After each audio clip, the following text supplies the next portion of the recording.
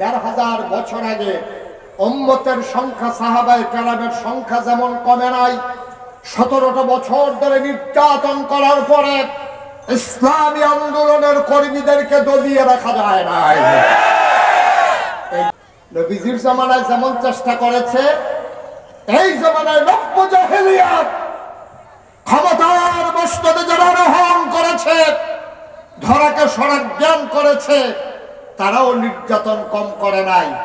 আমার মসজিদের ইমামের মিম্বার থেকে বেয়াজ্জতি করে দ্বীনের কথা বলার কারণে আমার ইমামকে নামিয়ে দেওয়া হয়েছে। মাহফিলের মঞ্চ থেকে মাইকগুলো কেড়ে নিয়ে আমার বক্তাদেরকে বেয়াজ্জতি করা হয়েছে।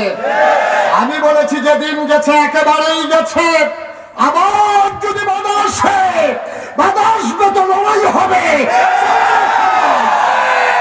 আজ ৫ই জানুয়ারি, রোজ রবিবার, আসরের পরে মোবারক সময়ে সূর্য যখন হেলে গেছে পশ্চিম আকাশে, শীতের বিকেলের এই নরম রোদটুকুন গা উষ্ণ করার জন্য যখন খুবই সহায়ক, এমন একটা পরন্ত বিকেলে সূর্যের আর অন্ধকারের একটা ছোটি খেলা, কিছুক্ষণ পরেই যখন সন্ধ্যা নেমে আসবে, অন্ধকারের চাদর ঢেকে দেবে ধরণী, কুয়াশার চাদর আচ্ছন্ন করে দেবে আমাদেরকে, জেনে আমাদেরকে এই আনন্দ ঘন মুহূর্তে, এই মনোরম পরিবেশে, অনুকূল আবহাওয়া, মাথার উপরে সামিয়ানা, নিচে বসার জায়গা, লাইটিং, মাইকিং এর ব্যবস্থা করে এই এলাকার হাজার হাজার মানুষ থেকে যাচাই করে, বাছাই করে, করুণা করে, দয়া করে, মায়া করে,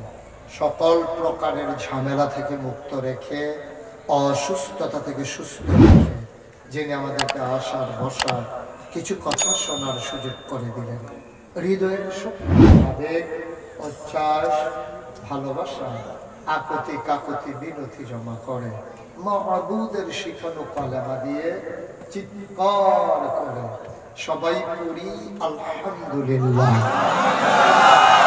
জনাব সাহেবে সদর, আজকের এই মাহফিলের সভাপতি, লক্ষ্মীয়ারা ইসলামিয়া ফাজিল মাদ্রাসার সম্মানিত প্রিন্সিপাল অধ্যক্ষ মৌলানা মুস্তফা কামাল জব্বার,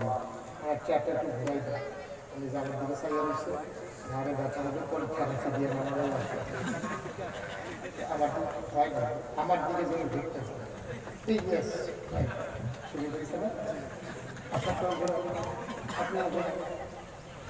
বেশি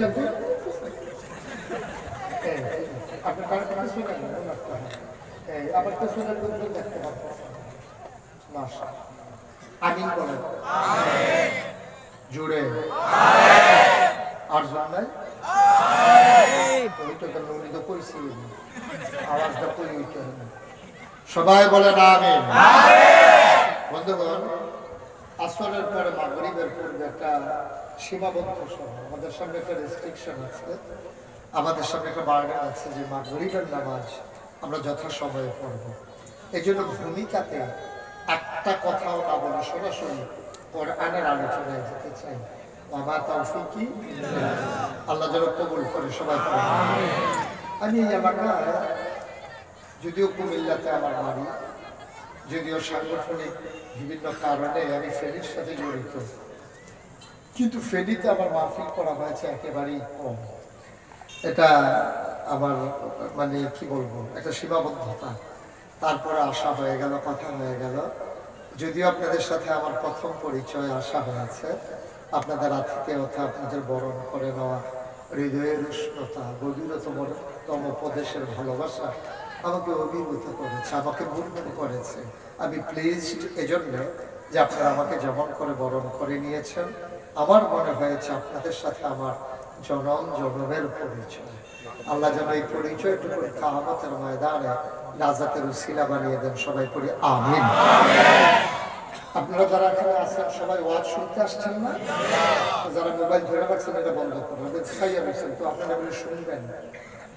ওয়াজ শুনতে আসলে তাকাই থাকার দরকার নেই, কান লাগাইয়া শুনেন। মোবাইলগুলো সবার বন্ধ করে, একসাথে সব কাজ হয় না। সবসময় তো মোবাইলের ভিতরেই দেখলেন, তাই এখনো যদি ভিতরে চাই তাহলে তো আগে আর বাড়ি শিখতাম, ভিতরে থাকলেই একটু অসুবিধা নেই। আমিন বলেন। আমি যখন যেটা বলতে বলি আজকে না জোরে, দুই একজন না সবাই মিলে, দুই একবার না বারবার, শুধু সভাপতি বাদ দিয়ে। অনেক মাহফিলে আমি সভাপতি বদলাই দিয়েছি, আওয়াজ করে না কেন এই জন্য।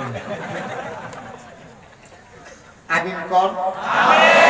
বন্ধুগণ, আল্লাহ তাবারক ওয়া তাআলা আমাদেরকে যে মানুষ করে তৈরি করলেন, আমাদের কি আছে মানুষ হিসাবে? চোখ আছে, মুখ আছে, কান আছে, নাক আছে, হাত আছে, পা আছে। এইগুলোর কারণে আমাদেরকে মানুষ হয় না? তাহলে এই হাত তো গরুর আছে, ছাগলের আছে, চোখ আছে আমার চাইতে বড় বড়, গরুর চোখ আমাদের চাইতে বড়, আমাদের চাইতে বড় একটা মাথা আছে গরু, আমাদের চাইতে জুড়ে দৌড়াইতে পারে একটা সিংহ, একটা বাঘ, আমাদের চাইতে উঠতে পারে, তো উঠতে পারি না। একটা চিল, একটা বাজ পাখি উঠতে পারে এবং অনেক দূর পর্যন্ত দেখে। একটা হাতি কাটলে 10 জন মানুষ বানানো যায়, সমুদ্রের একটা নীল তিমি কাটলে 50টা হাতি বানানো যায়।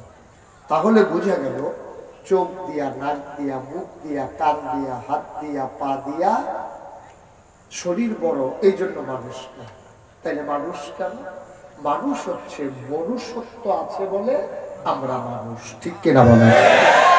যদি মনুষ্যত্ব না থাকে তাহলে আমাদেরকে কি বলবে? ছোটবেলা যখন পড়া পারত না ছেলেরা, তখন স্যার বলতো তুই একটা গাধা হইছস। গাধা হইছস মানে তুই গাধার মতো কারবার করছস। যখন আপনি সন্তানকে দুইটা পিটাইতেছেন ইচ্ছা মতো, আপনার মা এসে বলতেছে তুই একটা গরু হইছস, মানে তার দুইটা শিং উঠছে। কথা বুঝেন নাই আমার? তো মা যে তারা বললো যে তুই একটা গরু হইছস, মানে তুই গরুর মতো আচরণ করছস। তাহলে মানুষ কারে কয়? মানুষ হচ্ছে তার সুকুমার বৃত্তিগুলোকে লালন করা, কুপ্রবৃত্তিকে বাতিল করা, অর্থাৎ মনুষ্যত্বের বিকাশ ঘটানো, পশুত্বের অবসান ঘটানো। এটা হলো মানুষ। সুবহানাল্লাহ বলবেন না? এই মানুষ আল্লাহ বানাতে চেয়েছিলেন 1000 বছর আগে। তিনি যখন দেখলেন জিনেরা মারামারি, কাটাকাটি, ঝগড়া বিবাদ, যা মন চায় তা করবো, আল্লাহ খুব রাগ করলেন। আল্লাহ ফেরেশতা পাঠাইয়া জিনদেরকে পিটাইয়া আল্লাহর জমিন আল্লাহ খালি করে দিলেন। ইমার্জেন্সি অ্যাসেম্বলি কল করলেন, সংসদের জরুরি অধিবেশন। সেখানে স্পিকার হলেন স্বয়ং আল্লাহ, মেম্বার অফ পার্লামেন্ট হলো সমস্ত ফেরেশতারা। সুবহানাল্লাহ বলবেন না? আল্লাহর কাছে ফেরেশতারা জানতে চাইলেন, মাওলা ও রব্বে করিম, আপনি কেন ইমার্জেন্সি অ্যাসেম্বলি কল করেছেন, কেন আমাদেরকে ডেকেছেন? সেদিন আল্লাহ কি জবাব দিয়েছিলেন? এই জবাবটা দিয়েছেন লক্ষ কোটি বছর আগে, মানুষ বানানোর আগে। সেদিন জবাবটা কি হয়েছিল আমরা ফেনী ছোট ধরিয়া মানুষ যেন জানতে পারি, এজন্য আল্লাহ কোরআনুল কারীমে কোট করে দিয়েছেন। সুবহানাল্লাহ। আমরা অনেকেই জানি, অনেকেই পারি, চলেন সবাই মিলে পড়ি। কোরআনে ঢোকার আগে মারদুদ শয়তান থেকে ফেরত চাই, যিনি রহমান যিনি রাহিম, তার নামে শুরু করি। ইকুটা বন্ধ করে দেয়, সবাই পড়ে, ইকু বন্ধ করে।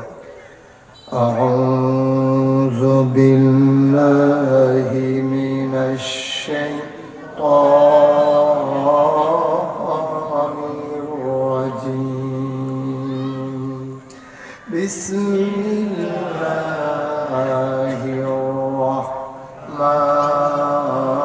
রাহমানির রাহিম। ইন্নী জাইলুন ফিল আরদি খলিফা।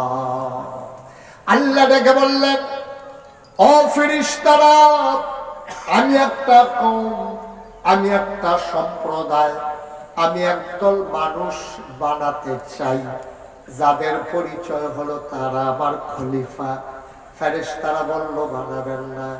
এই মানুষ বানাবেন, ওরা মারামারি করবে, কাটাকাটি করবে, ঝগড়া বিবাদ করবে। এই মানুষ বানাবে, একবার ক্ষমতায় যাইতে চাই পারলে আর ক্ষমতা ছাড়তে চাইবে না। কোনো মতে একবার যাইতে পারলে ভোট ভোট খেলা হবে, প্রকৃত ভোট আর হবে না। মানুষ বানানোর দরকার না। এই জন্য আল্লাহর কাছে যখন তারা এই প্রস্তাব দিল, মতামত দিল, আল্লাহ তাদের যুক্তি মানলেন না, পরামর্শ গ্রহণ করলেন না। তিনি বুদ্ধিপূর্ণ জবাব দিয়ে দিলেন। আল্লাহ বললেন, ইন্নী আ'লামু মা লা তা'লামুন, আমি যা জানি তোমরা তা জানো না। বলেন সুবহানাল্লাহ। মানুষ বানানো হয় না। এখন মানুষ কি কাজে লাগে? আল্লাহ কি কাজে লাগে? মানুষ ছোট ধলিয়ার মানুষ, সামান্য একটা প্যান্ডেল করেছ, কতগুলো খুঁটি বসাইছ, ধর্নার বাঁশ দিয়েছ, রশির বাঁশ দিয়েছ, কাপড় টানিয়েছ, অথচ কোনদিন খোলা আকাশের নিচে তাকিয়ে দেখেছ নাকি? এ বিশাল আকাশ আল্লাহ বানাইলেন, পৃথিবীর কোথাও একটা খুঁটি আল্লাহ লাগান নাই। কোন জায়গায় সুবহানাল্লাহ বলা লাগে আপনাদের আন্দাজ আছে না? আমার জন্য দেরি করেন না, হ্যাঁ, যার যার বুঝবো তো শেষে বইলা ফালাইয়া। বলেন সুবহানাল্লাহ। আকাশ বানাইলেন খুঁটি ছাড়া, জমিন বানাইলেন সমতল করে, পৃথিবী যেন হঠাৎ করে নড়ে চড়ে না উঠে। জায়গায় জায়গায় আল্লাহ পেরেক মেরে দিলেন। তুমি যদি বলো পেরেক কই, আমি বলবো মাটির নিচে। তুমি যদি বলো পেরেকের মাথা কই, আমি বলবো খাগড়াছড়ি, বান্দরবন, রাঙ্গামাটি, ময়নামতি, ক্যান্টনমেন্ট, সিলেটের গারো পাহাড়, হাদার পার, গোয়াইনঘাট। ঘুরে ঘুরে দেখো ওই যে পাহাড়ের সারি, আল্লাহর কোরআন কয় পাহাড় না, এইগুলাই পেরেকের মাথা। কি হলো রাজা? আকাশ বানাইলো খুঁটি ছাড়া, জমিন বানাইলো সমতল করে, পাহাড় বানাইলো পেরেকের মাথা করে। শুধু কি তাই? হলো কলো বেগে বয়ে যাওয়া নদী, নদীর ভিতরে পানি, পানির ভিতরে মাছ, নদীর কিনারে গাছ, গাছের ভিতরে ফুল, ফুলের পরে ফল, নারিকেল গাছের মাথায় ডাব, ডাবের ভিতরে শরবত, আখের ভিতরে রস। সুবহানাল্লাহ। সব আল্লাহ বানাইলেন, কোথাও মানুষের সাহায্য লাগে নাই। তাইলে কেন মানুষ বানাইলেন? কুরআনুল কারীম খুঁজে খুঁজে দেখতে চাইলাম। 30 পারা কোরআন, 114 সূরা, সবচেয়ে বড় সূরা সূরা বাকারা, 286টা আয়াত, 40টা রুকু। 2 পৃষ্ঠা উল্টিয়ে পেয়ে গেলাম কাঙ্ক্ষিত প্রশ্নের জবাব। আল্লাহর কাছে জানতে চাইলাম, মাওলা ও রব্বে কারীম, কেন আপনি মানুষ বানাইছেন? আল্লাহ ডেকে কয়, ইয়া আইয়ুহান নাস, হে মানুষেরা, ছোট ধুলিয়ার মানুষেরা, ফেনীর মানুষেরা, তারালিয়ার মানুষেরা, শুনো শুনো শুনো। ইয়া আইয়ুহান নাস, আমরা বলি জি আল্লাহ। কয় উবুদু, তোমরা ইবাদত করো। আমি বলি কার? কয় রব্বাকুম, আমি বলি রবকে। কয় আল্লাযী খালাকাকুম, যিনি তোমাদেরকে সৃষ্টি করেছেন। আমি বলি কে আমাকে সৃষ্টি করেছে?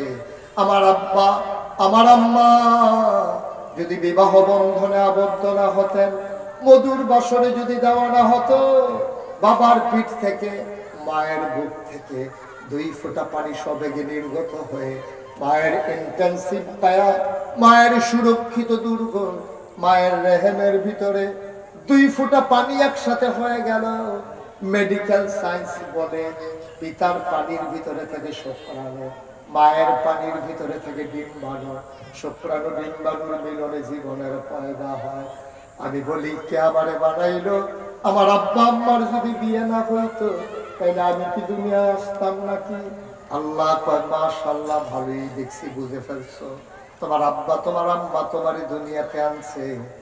এখন আমি যদি জানতে চাই, তোমার আব্বা তোমার আম্মারে কে দুনিয়ায় আনলো?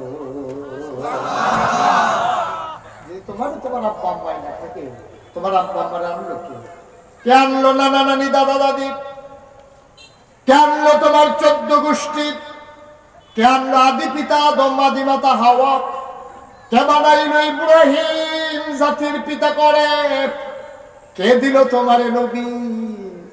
কে আসলো? কে আনলো? সব আবার আল্লাহ কয় ওয়াবুদু রাব্বাকুম, ইবাদত করো তোমার রবের, আল্লাযী খালাকাকুম, যিনি তোমাদেরকে সৃষ্টি করেছেন, ওয়াল্লাযীনা মিন ক্বাবলিকুম, শুধু তোমাদেরকে না, তোমাদের যারা পূর্বপুরুষ ওই আদম পর্যন্ত সবাইকে যিনি সৃষ্টি করলেন, ইবাদত করবে শুধুমাত্র, কেবলমাত্র, একমাত্র ওই আল্লাহ রাব্বুল আলামিনের।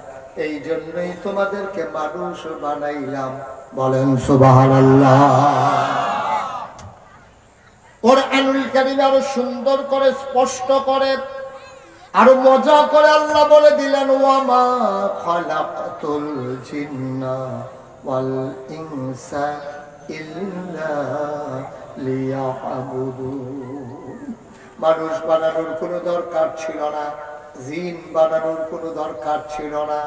মানুষ আর জিন বানানো হয়েছে কেবলমাত্র, শুধুমাত্র, একমাত্র আল্লাহর ইবাদতের জন্য। বলো সুবহানাল্লাহ। বন্ধুরা আমার, ভাইরা আমার, এই মানুষগুলো যখন আল্লাহ ভুলে যায়, খুব সহজ করে মনে রাখো, এই কপাল বানিয়েছেন কে? আল্লাহ। তাইলে সাজদা দিবে কারে? আল্লাহ। কপাল বানাইলেন আল্লাহ, বান্দা সাজদা দেবে আল্লাহরে। বাংলাদেশের মানুষ মাজারে গিয়া সাজদা দেয় নাকি দেয় না? পীরের পায়ে দেয় নাকি দেয় না? মাজারে সাজদা দেয়, পীরের পায়ে সাজদা দেয়, পীরের পায়ে সময় বুড়ো আঙ্গুল চুষে গোসলের পানি খায়। পীরের গোসল করা, এই গোসলের পানি মুড়িদের, এই বোতলে ভুলবে মুড়িদের নিয়ে খায়। এবার আপনারা তো আমার সিনিয়র কুমিল্লা, আপনাদের কাছাকাছি কেন? এবার আপনাদেরকে আমি জিজ্ঞেস করি, একটা মানুষের গোসল করাইলে, আপনি শুধু আমার থেকে সব দায়িত্ব এখন তো আমি অফ। একটা মানুষের গোসল করাইলে কত জায়গা বাইয়া পানি যায়? জায়গাটি আসেনি আপনার আল্লাহদের? এটা কি সবজি জায়গার নাম মাইকে কোন দেবো? সিফা সাফা কোনা কানসি, হ্যাঁ, কত জায়গা দিয়া পারে? ওই হেবার আবার চায় জায়গা দিয়া আসেনি, চাইতেন কইছি আপনারা। একটা মানুষের গোসল করায়, সেই গোসলের পানি মুড়ি দ্বারা বোতলে বইরা বাড়িতে নিয়ে খায়। আল্লাহ দেখতে এখনো সহ্য করছে, তোমরা নাইলে আমরা, তোমরা বজ্রপাতে ঠাডা পইরা মরণের কথা, ঠিক কিনা? একটু চিন্তা করে চলা লাগে, যা ধরে তাই করা যায়। মুসলমান মন দিয়ে শোনো, তাইলে ইবাদত করব কার? আল্লাহ। কেবলমাত্র কার? আল্লাহ। শুধুমাত্র কার? আল্লাহ।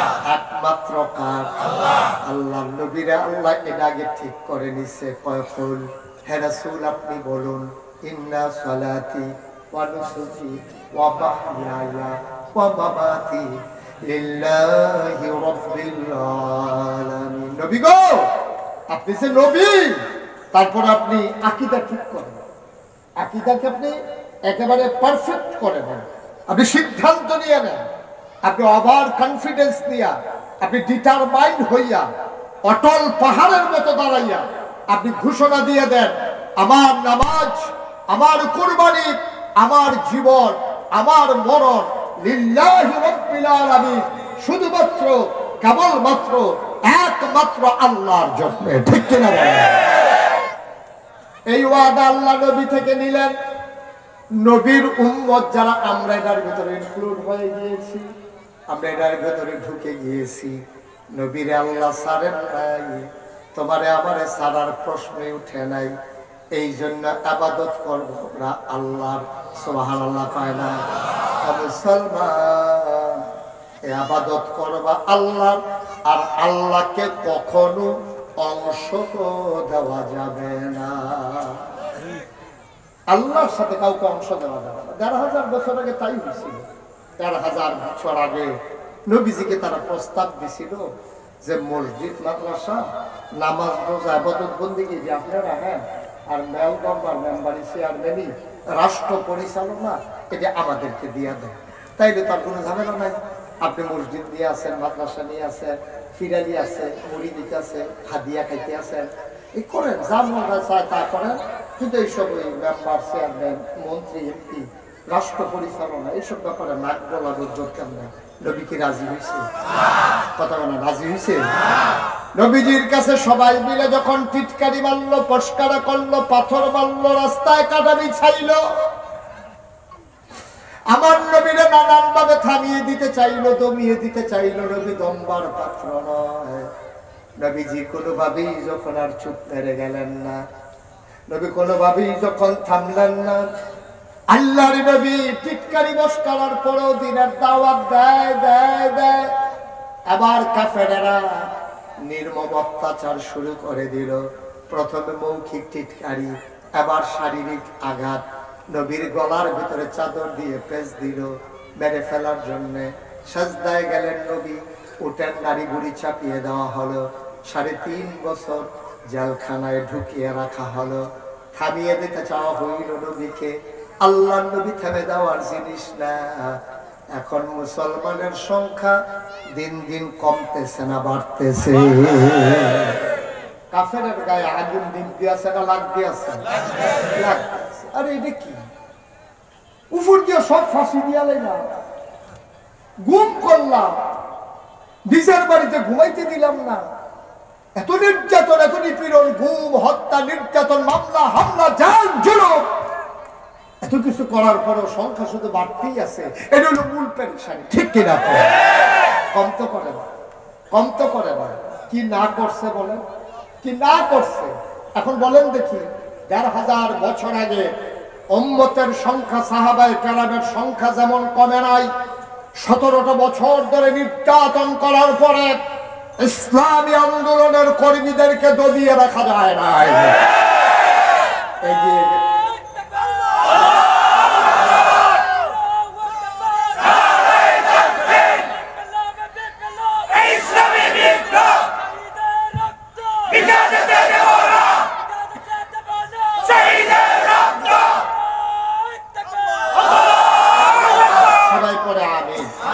জোরে পড়ে না আমিন।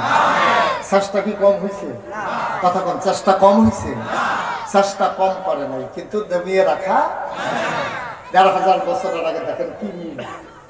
নবীজির জামানায় যেমন চেষ্টা করেছে, এই জামানায় নব্য জাহেলিয়াত ক্ষমতার মস্তদে যারা আরোহণ করেছে, ধরাকে সরাক জ্ঞান করেছে, তারাও নির্যাতন কম করে নাই। আমার মসজিদের ইমামের মিম্বার থেকে বেয়াজ্জতি করে দ্বীনের কথা বলার কারণে আমার ইমামকে নামিয়ে দেওয়া হয়েছে। মাহফিলের মঞ্চ থেকে মাইকগুলো কেড়ে নিয়ে আমার বক্তাদেরকে বেয়াজ্জতি করা হয়েছে। আমি বলেছি যে দিন গেছে, একেবারেই গেছে। আবার যদি বাধা আসবে তো লড়াই হবে।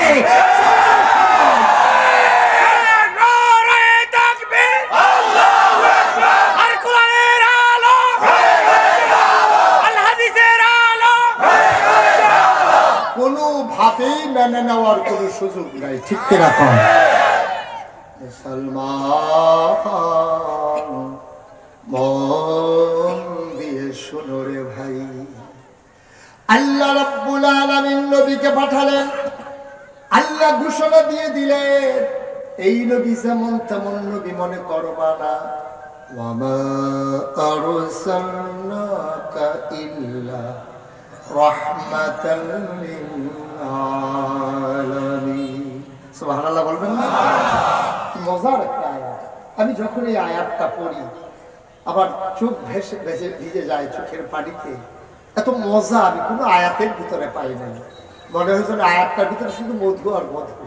আবার মজা করে পড়েন দেখি, ওয়ামা আরসালনাকা ইল্লা রাহমাতাল লিল আলামিন। জগৎ সমূহের জন্য যিনি রহমত, জগৎ সমূহের জন্য আমার আল্লাহ হইলেন রব, আর আমার নবী হইলেন রহমত। যত জায়গায় আমার আল্লাহ তত জায়গায় আমার নবী রহমত, ঠিক কিনা? একটা জায়গা নাই যেখানে আল্লাহ রব নবী রহমত না, এমন একটা জায়গা। যত জায়গায় আল্লাহ রব তত জায়গায় আমার নবী রহমত। শুধু কি তাই, কোরআনুল কারীমে কত সুন্দর করে আল্লাহ আওয়াজ করে দিলেন, فبما رحمة من الله فبما رحمة من الله فبما رحمة من الله لنت لهم ولو كنت فظا غليظ القلب لانفضوا من حولك فاعف عنهم واستغفر لهم وشاورهم في الأمر فإذا عزمت فتوكل على الله إن الله يحب المتوكلين سبحان الله আল্লাহ রাব্বুল আলামিন কয়, ও নবী, আল্লাহর সবচেয়ে বড় রহমত আপনার প্রতি হইল লিনতালাহু, সবার জন্য আপনার মনটাকে আবার আল্লাহ নরম করে বানিয়েছেন। সুবহানাল্লাহ। এই নবীর উপরে মিথ্যা নির্যাতন শুরু হয়ে গেল। আবার নবীর মাথার উপরে উঠেন নারী বুড়ি চাপাই দেয়। আল্লাহর নবী বসে আছেন কাবার কিনারে। এমন সময় ইসলামের চরম পরম দুশমন আবু জেহেল দুপুর বেলা তিনি আসলেন। নবী কাবার ছায়া ফরমাচ্ছিলেন। আবু জেহেল এসে দেখে নিথর দুপুর, নিস্তব্ধ দুপুর, নির্জন দুপুর, কোনো মানুষজন নাই। তিনি টিপে টিপে পা একেবারে আস্তে আস্তে করে নবীর কাছে আসলেন। নবীর খেয়াল নাই। নবী আপন মনে ভাবছেন কেমন করে মানুষগুলোকে দিনের পথে নিয়ে আসা যায়। আবু জেহেল পেছন থেকে এসে তিনি আঘাত করলেন নবীর মাথায়। ফেটে ফিনকি দিয়ে রক্ত ছুটল।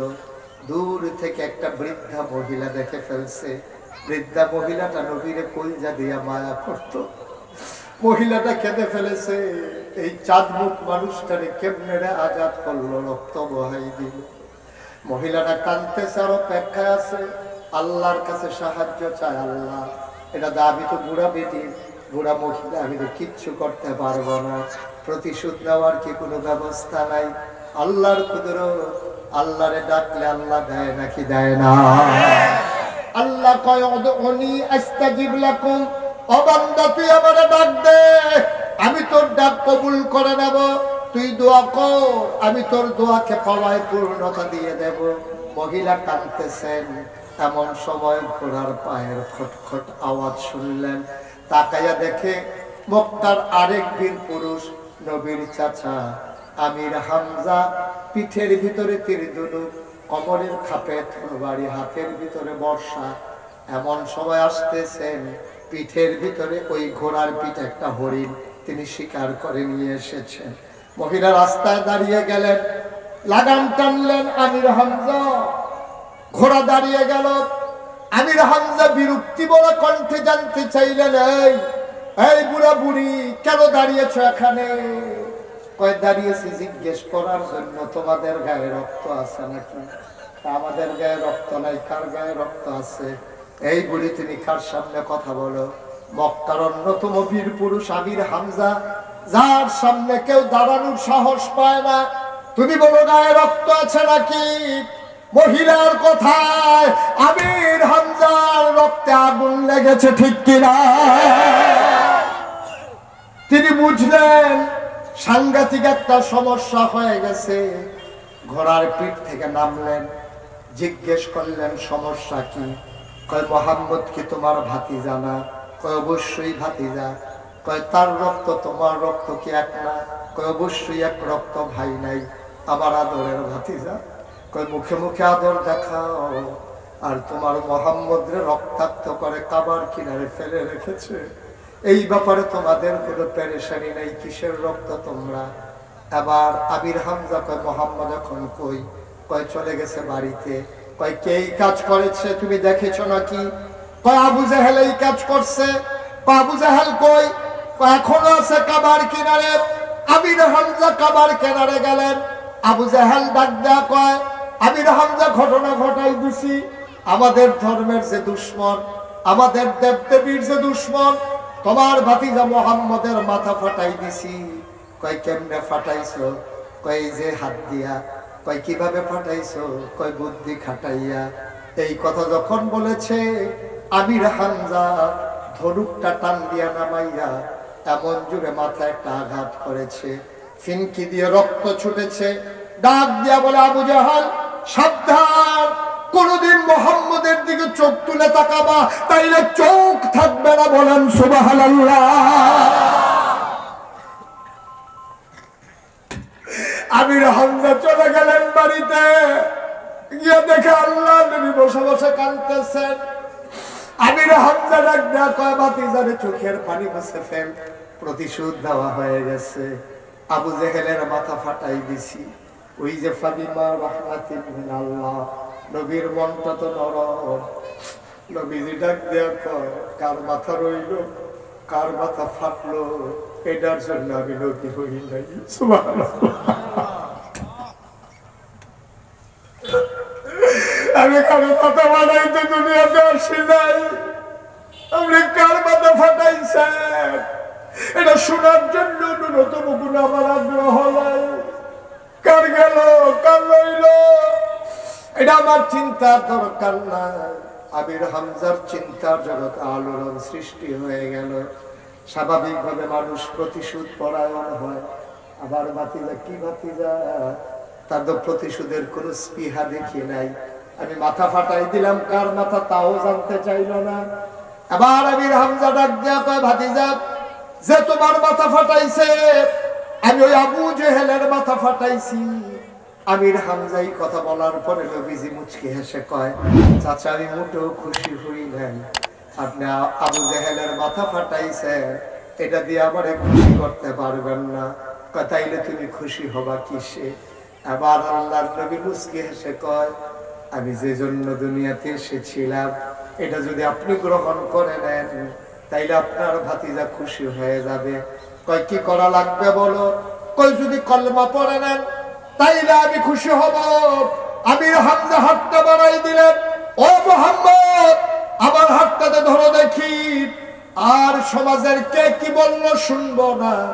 কলেমা পড়াইয়া এই মুহূর্তে আমারে মুসলমান বানাই দাও, যেন আমিও হেদায়েত পাই, তুমিও যেন খুশি হয়ে যাও। আবার আল্লাহর নবী পড়াই দিলেন, লা ইলাহা ইল্লাল্লাহু মুহাম্মাদুর রাসূল সাল্লাল্লাহু আলাইহি। বলেন সুবহানাল্লাহ। বন্ধু